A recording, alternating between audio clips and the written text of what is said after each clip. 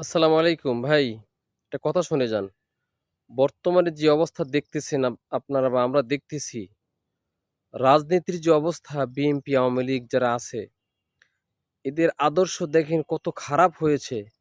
আজকে তাদের মাঝে কোরআনের শাসন না থাকায় মানুষ কিভাবে হত্যা করতেছে, কিভাবে পিটিয়ে ঠ্যাং ভেঙে দিচ্ছে, কিভাবে অস্ত্র দিয়ে কুপিয়ে, কুপিয়ে হত্যা করছে।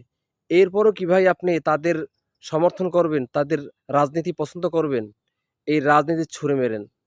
কোরআনের শাসন কায়েম হওয়ার দোয়া করেন, প্রচেষ্টা চালান, যাতে আল্লাহ তাআলা আপনার পরবর্তী সন্তানদেরকে সিকিউরিটি দান করেন। কারণ ইসলাম হচ্ছে প্রত্যেকটা মানুষের জন্য সিকিউরিটি এবং হাই লেভেলের সিকিউরিটি। যারা ইসলাম মানে বুঝে তাদের সন্তান-সন্ততি এবং তাদের নিজের জীবন সবথেকে বড় সিকিউরিটি নিরাপত্তা থাকে।